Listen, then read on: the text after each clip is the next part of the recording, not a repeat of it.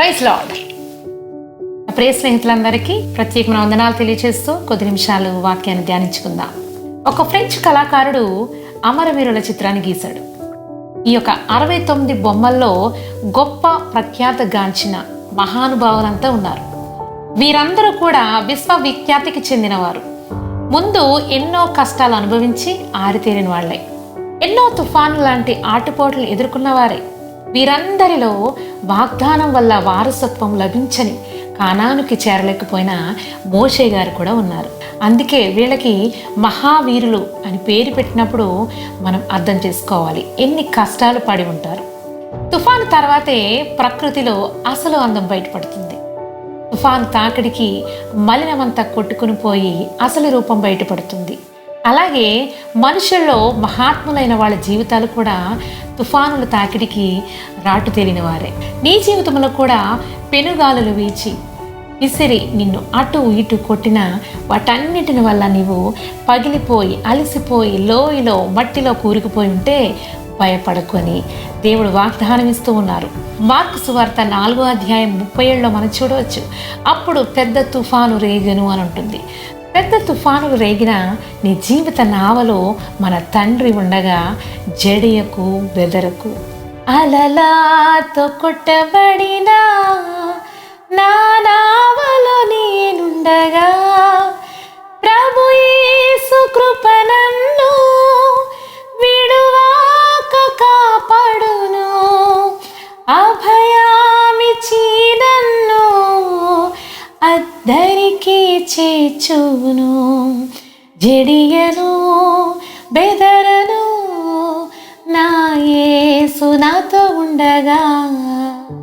మన దేనికి కూడా జడియకూడదు, బెదరకూడదు. ఎందుకని మన నావలో యేసు ప్రభు వారు ఉన్నారు. మన జీవితం అనే నావలో దేవాతి దేవుడు మనల్ని నడిపిస్తూ ఉన్నప్పుడు మనము దేనికి కూడా భయపడకూడదు. జీవితంలో కొన్ని తుఫానులు హఠాత్తుగా వస్తాయి. ఒక గొప్ప ఆవేదన, భయంకరమైన నిరాశ, లేక అణగదొక్కేసిన అపజయాలు మనకు ఎదురు కావచ్చు. కానీ నీ జీవితంలో యేసు ప్రభువారు ఉన్నారు, అది మాత్రం నువ్వు మర్చిపోకు. ఇలాంటి తుఫాను వేళలో దేవుడు మనల్ని ఆయన కొరకు సిద్ధపరుస్తారు. పెనుగాలులు దాన్ని వణికించవచ్చు, వర్షం దానిని మర్దిస్తుంది.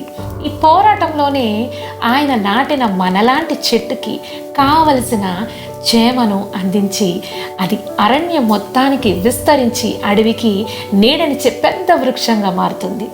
దేవుడు ఒక మనిషిని ఎన్నుకున్నప్పుడు ఆయన అతనిని తుఫానులో నిలబెడతారు. నిలదొక్కుకోవడం, సంపాదించుకోవడం చాలా కఠినమైన పరీక్షలతో కూడుకుని ఉంటుంది. నీ జీవితంలో కూడా పెనుగాలులు వీచి విసిరి నిన్ను అటు ఇటు ఊగిసలాడేలా చేస్తుందేమో. భయపడకు, దేవుని యందు విశ్వాసం ఉంచు. ఆయన చేతులతో నాటిన గొప్ప దివ్య వృక్షాన్ని నువ్వు. ఏ గాలి, ఏ తుఫాను నిన్ను ఏమీ చేయదు. నిలకడగా ఉంటావు. నిత్యము కూడా నీవు పుష్పిస్తావు. దేవుడు నిన్ను గొప్పగా చేస్తారు. దేవుడు మనందరిని దీవించి ఆశీర్వదించును గాక. ఆమేన్. ప్రార్థన చేసుకుందాం, కళ్ళు మూసుకుందాం. గొప్ప దేవా, సర్వశక్తుడా, నీకు స్తుతులు స్తోత్రములు నాయన. చక్కని వాగ్దానంతో మమ్మల్ని బలపరచు. జడియకు బెదరకు యేసయ్య అనే మాటలను మమ్మల్ని ఎంతగానో బలపరిచి మమ్మల్ని ముందుకు నడిపిస్తున్న దేవునికి వందనములు తండ్రి. ఎటువంటి ఆటుపోట్లు ఎదురైనా మేము భయపడకుండా నిలబడే వారికి మమ్మల్ని తయారు చేయమని, ఈ శక్తిగల వాక్యముతో ఈ ఆత్మతో నడిపించమని యేసు పరిశుద్ధ నామమున ప్రార్థించుచున్నాము తండ్రి. ఆమేన్. ఈ నా మాటలు విన్న మీ అందరికీ ప్రత్యేకమైన వందనాలు తెలియజేస్తూ మా కొరకు, మా పరిచర్య కొరకు మీ అనుదిన ప్రార్థనలో జ్ఞాపకం చేసుకోమని మనవి చేసుకుంటూ మీ ఐశ్వర్య. దేవుడు మీ అందరిని దీవించి ఆశీర్వదించును గాక. ఆమేన్.